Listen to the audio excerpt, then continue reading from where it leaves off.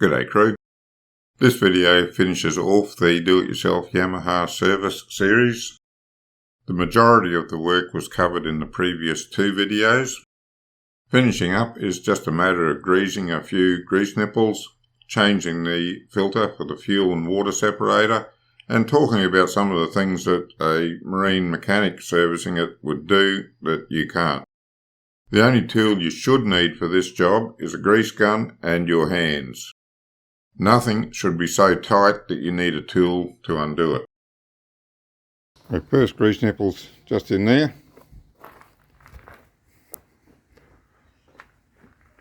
There's another one on the other side, exactly opposite.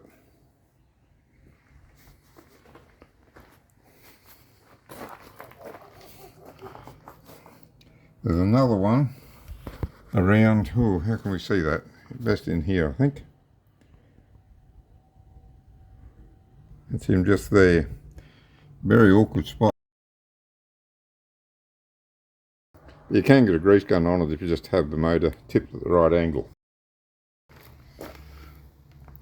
There's a grease nipple in here. That greases the steering column. There's just a couple more things we need to do to finish off our service, and that is to put a bit of grease in the grease nipples. There's one just here. Okay, you can see the grease starting to come out there. That's enough. Don't want to push too much out. This here, there's a shaft goes through there. That's the pivot that the steering turns on, and that needs greasing. There on mine there's a grease nipple just here. It is in different places on different engines. A few drips of water came out of there.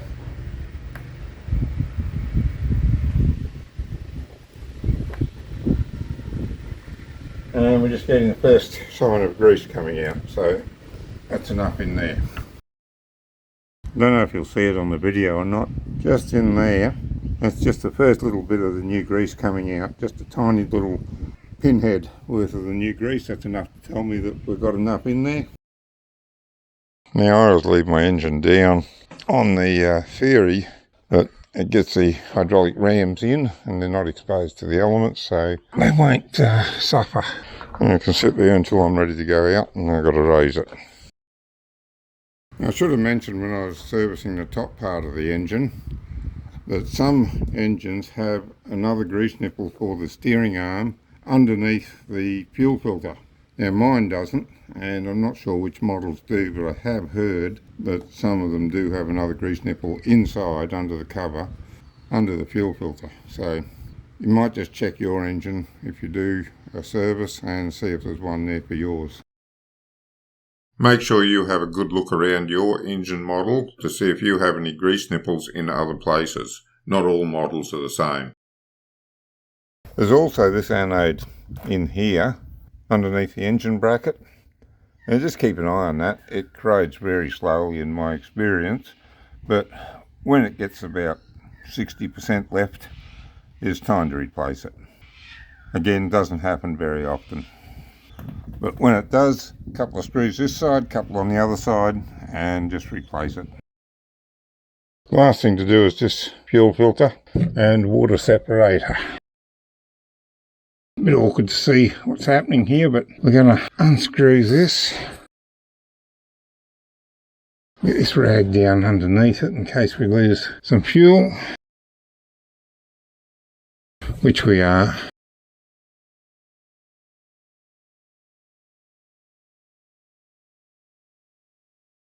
There we go.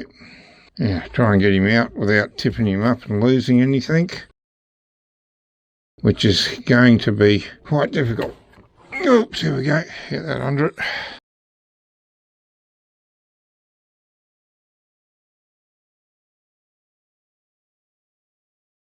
Out of the boat where we can do something with it. Now, what do we do here? I've tipped this into this.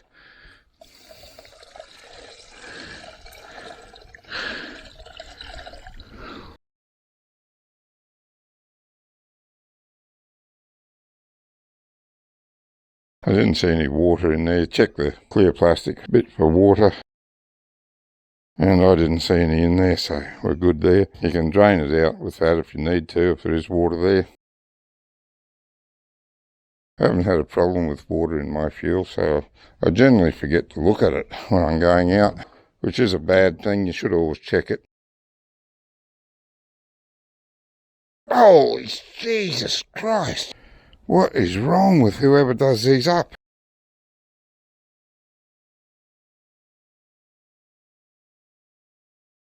I'm going to have to take that and put it in a vise. Put the bit I'm throwing out in the vise, not the plastic bit. I got this held in a vise. See if I can get this. Oh, okay. That was enough to... Whew. Oh, really, guys?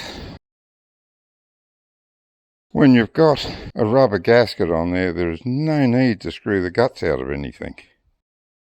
What's that rubbish in there? Oh, we have got a bit of sediment in there. Not very much, but...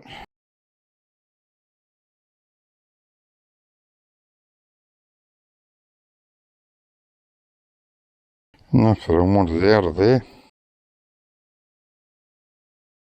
I have to get a screwdriver to force that rag down there to get that last little bit out. I can't get my finger in there. Now we can put our new one on.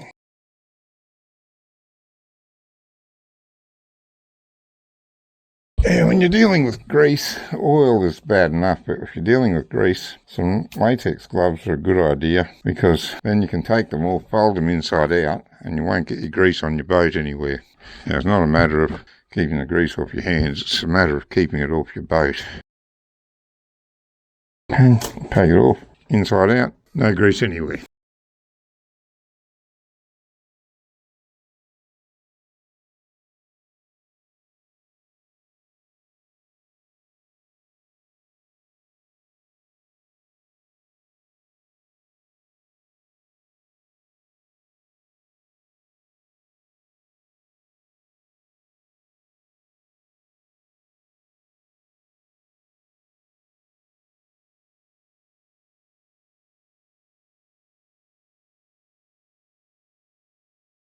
Again, not too tight, but nice and firm.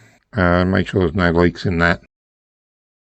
The last thing I need to do is to reset the maintenance hour meter so it will remind me when the next 100-hour service is due. As you can see, I ran a bit over this time. I'm usually fairly prompt on doing the service, but this one got away from me a little bit. I don't feel too bad about it since most of the hours that I've done are around about idle speed for slow trolling. But in general, you should try to stick to the recommended schedule for servicing. If I count the early years when I helped my father service the outboards, I've been doing my own servicing on and off for about 50 years. Of course, I guess you could also count servicing my own car and being a general petrol head in my teenage years, as most boys were at that time, or at least most of the group that I hung out with. As that background, it gives me the confidence to do this when I have the time to do it myself, or alternatively when I don't have the funds to pay someone else to do it for me. It's really not that hard to do, but if you're not confident and you don't have much experience with mechanical things, then I suggest you either replace everything, just to be on the safe side, and use the proper torque settings for doing up the bolts, or, alternatively, let your marine mechanic do it all. Now, other things that you might need are on the list on the screen. I always check these, and where possible I reuse them if they seem to be okay. That's a judgment call that comes with a little bit of experience, and if you're not sure about reusing the existing ones, replace them. Now, what is it you don't get when you do the job yourself? Well, the main thing I miss is the computer readout and diagnostics. You need a marine mechanic with the proper tools to do that. That's not a deal breaker for me because most of my life that technology just wasn't available anyway.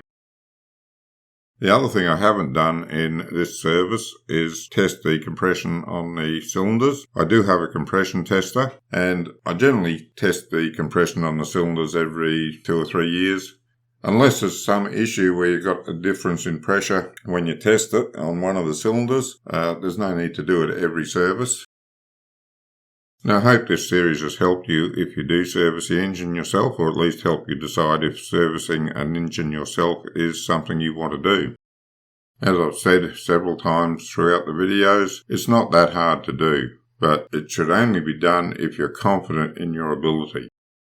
And the only way that confidence really comes is if you've got a history of doing it before, or doing a lot of work on car engines, so you're familiar with mechanical aspects of it all. But if you're keen, that's not to say you shouldn't try it. Just triple check everything as you go, and you'll soon get the hang of it. Until next time, good fishing.